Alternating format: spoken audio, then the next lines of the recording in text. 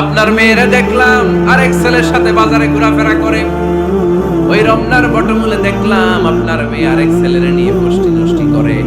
লোকের কথা বিশ্বাস করে বাসায় যে মেয়ের চুলের মধ্যে ধরে মাইর, আইজো মায়ের গাইলো মাইর, এরকম হইতে পারে না? হয়তো ওই লোক আপনার মেয়ের মতো দেখতে আরেক মেয়েকে দেখছে। এরকম হয় কিনা সমাজে? একজন এসে বললো, ভাই আপনি এখানে ভাবিরও তো দেখলাম ওই জায়গায় আরেক লোকের সাথে ঘোরাফেরা করতেছে, খবর রাখেন না বাসা? আপনি রেগে বেগে, ঘটনা কি? আমার খেয়ে আমার পরে আরেকজনের সাথে, যে এই বাড়িতে যে মাইর, কোনো কথা নেই। দেখবেন যে ছোট্ট মারামারি থেকে এই ঘটনা অনেক সময় বিচ্ছেদ বা ডিভোর্স পর্যন্ত গড়ায়, ঠিক কিনা? ওই যে শোনা কথায় কান দিচ্ছে, বাচ্চা ভাই আপনি চেক করেন নাই, হয়তো আপনার স্ত্রীর মতো দেখতে বা আপনার স্ত্রী যে জামা পরে, যে পোশাক পরে, এরকম পোশাক পরে আরেক নারীকে দেখছে, আপনার বউ নাই। আপনার মেয়ের ব্যাপারে যে তথ্য দিয়েছে এটা সঠিক নয়। সে আপনার মেয়ের মতো আরেকটা মেয়েকে দেখেছে, এসে আপনার কাছে বলে দিছে, আপনি বিশ্বাস করছেন। ভেজাল আছে না নাই? এই ভেজালগুলোকে থামানোর জন্য কোরআনে এই বিধানগুলো নাজিল করেছে কে?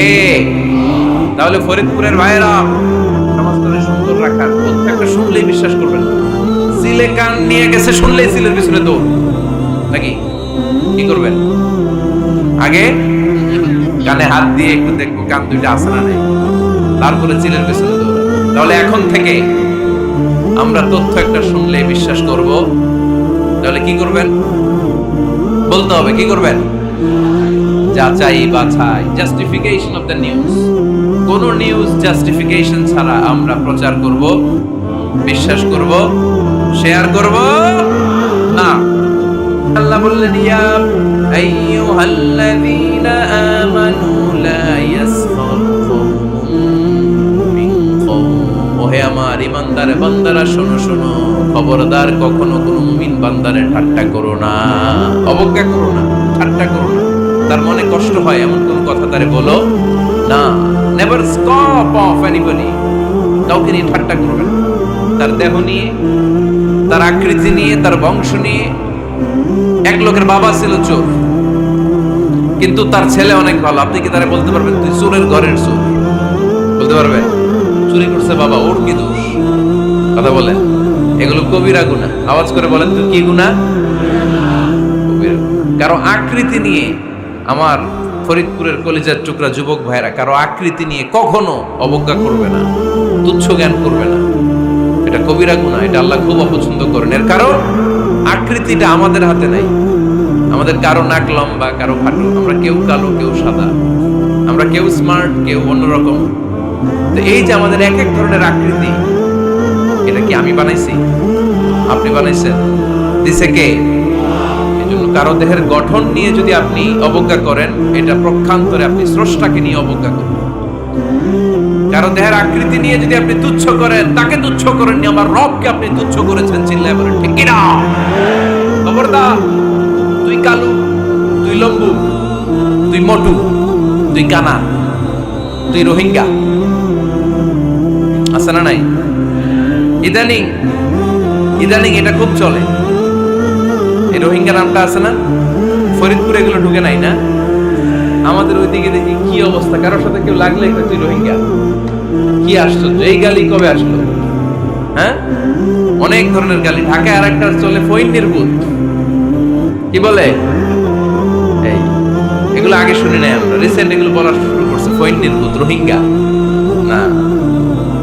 এগুলো বলে আপনি কাউকে অবজ্ঞা করতে পারবেন? পারবেন না। খবরদার, এটা কবিরা গুনাহ, এটা ছোট গুনাহ মনে করবেন না।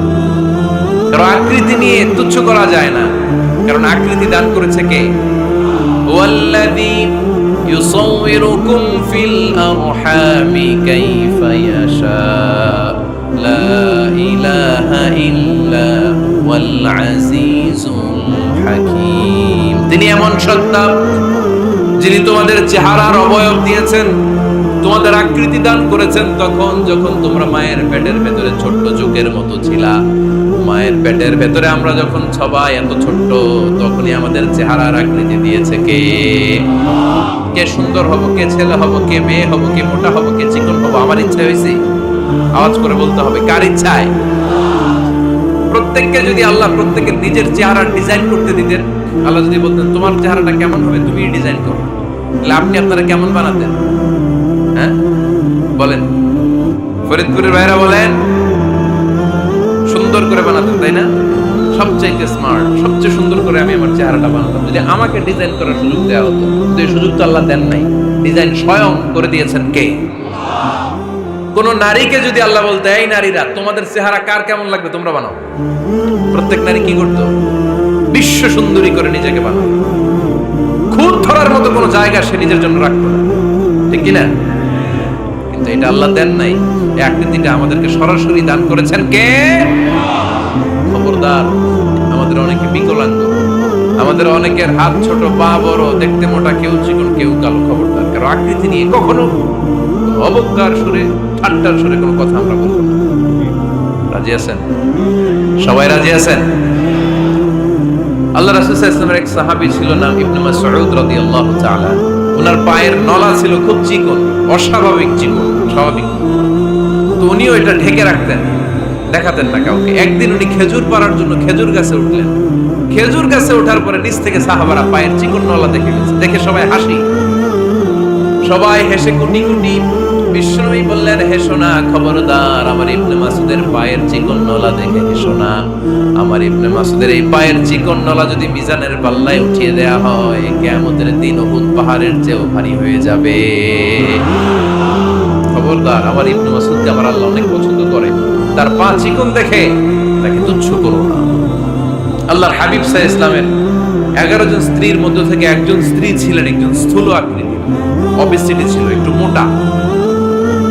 ওনার নাম ছিল সাফিয়া রাদিয়াল্লাহু তাআলা আনহা। আম্মা জান আয়েশার সাথে একবার সাফিয়ার ঝগড়া। নবীদের বউদের মাঝে মাঝে মাঝে ঝগড়া হতো, তবে সেটা হতো মধুর ঝগড়া। সুবহানাল্লাহ পড়েন। আম্মা জান আয়েশা রাদিয়াল্লাহু তাআলা আনহার বাসায় একদিন বিশ্বনবী বসা ছিলেন। আরেকজন স্ত্রী, বিশ্বনবীর আরেকজন স্ত্রী রান্না করে কিছু খাবার আম্মা জান আয়েশার ঘরে পাঠিয়েছেন।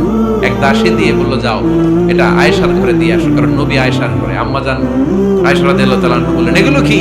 ওই দাসী বলে, তরকারি। কে দিছে? অমুক স্ত্রী। কেন দিয়েছে? আমি কি রান্না করতে পারি না? তোমরা রান্না তোমরা খাও। এই কথা বলে পাতিল সহ উড়ায় মারছে চেহারা। এর কারণ ওনারা মানুষ ছিলেন, মানবীয় ব্যাপারগুলো ওনাদের মধ্যেও কাজ করত। আবার এক স্ত্রী ঝোল দিয়ে রান্না করে কিছু খাবার নিয়ে এসেছে। আম্মা জান আয়েশা রেগে মেগে ওই ঝোল নিয়ে ওই স্ত্রীর গালের মধ্যে মেখে দিয়েছে। বিশ্বনবীর আরেক বউয়ের গালের মধ্যে ওই ঝোল লাগাই দিয়েছে। এবার ওই স্ত্রী বিশ্বনবীর কাছে যেয়ে বলে, ইয়া রাসূলুল্লাহ, দেখেন আয়েশারে আপনি বেশি আদর করেন তো, দেখেন কি করে আমাদের সাথে। এই যে আমাদের গালের মধ্যে ঝোল মাখাই একেবারে মেকআপ বানাই দিচ্ছে। বিষ্ণু ইসা ইসলাম বললেন, তাই আয়েশাকে ডাক। আম্মা জান আয়েশা রাদিয়াল্লাহু তাআলা আনহা আসলেন। আল্লাহ রাসূল সাল্লাল্লাহু আলাইহি ওয়াসাল্লাম বললেন, তুমি কি আমার এই স্ত্রীর সাথে এমন আচরণ করেছো? আম্মা জান আয়েশা বললেন, করেছি। কেন? আম্মা জান আয়েশা বললেন, তখন মেজাজটা গরম ছিল, এখন বুঝতে পারতেছে আসলে এই কাজটা করা ঠিক হয় নাই। এবার বিশ্বনবী বিচার করবেন। বিশ্বনবী বললেন, আল কিসাস, যেমন করা হয়েছে বিচার হবে তেমন। তোমার গালে যেমনি ঝোল লাগাই দিয়েছে, তুমি একটু ঝোল নিয়ে আয়েশার গালে লাগাই দাও। সুবহানাল্লাহ পড়বেন না? ওই স্ত্রীও কিছু ঝোল নিয়ে আম্মা জান আয়েশার গালে লাগাই দিল। এখন দুইজনে হাসতেছে, বিশ্বনবীও হাসলেন, আরশের উপর থেকে খুশি হয়ে গেলেন। কে? স্ত্রীদের মধ্যে মাঝে মাঝে এটা ঘটতো। সাফিয়া রাদিয়াল্লাহু তাআলা আনহা ছিলেন একটু মোটা। আম্মা জান আয়েশা বললেন, ইয়া রাসূলুল্লাহ, দেখেন আপনার মোটি বউ, আপনার মুটকি বউ।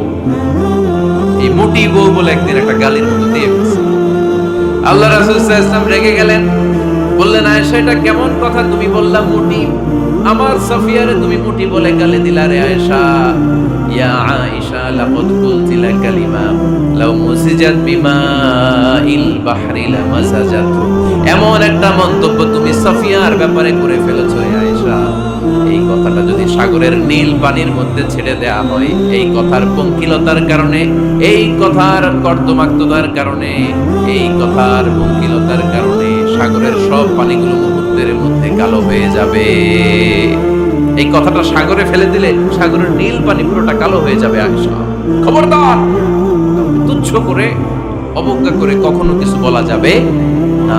এই জিহ্বাটা এটা ভয়ঙ্কর একটা অঙ্গ। বেশিরভাগ পাপ এই জিহ্বা দিয়ে হয়। কি দিয়ে হয়? এই জন্য সাহাবারা জিহ্বা ধরে মাঝে মাঝে জিহ্বার মধ্যে ব্যাট মারতেন আর বলতেন, জিহ্বা তোর জন্য আমি আটকে যাবো কিয়ামতের দিন। আমলিক আলাইকা লিসানাক, নিজের জিহ্বার মালিক নিজে হন, আপনার জিহ্বার মালিক যেন শয়তান না হয়ে যায়। জিহ্বা আপনার, শয়তানের ভাষায় আপনি কথা বলেন কেন? খবরদার, প্রতিটা কমেন্ট, প্রতিটা কথা, প্রতিটা মন্তব্য, এগুলোর ব্যাপারে কিয়ামতের দিন পাই টু পাই করে আপনার কাছে আল্লাহর সুপ্রিম কোর্টের কাঠ করায় দাঁড় করিয়ে আপনারা জিজ্ঞেস করবে কে? এজন্য বিষ্ণুই বলছেন মাইয়াত মাল্লি মা বাইনা লিহিয়াইহি ওয়া মা বাইনা রিজলাইহি আতমান লাহুল জান্নাহ। আমার কোন উম্মত যদি দুইটা অঙ্গের গ্যারান্টি আমারে দেয়, আমি আমার উম্মতকে জান্নাতের গ্যারান্টি দেব।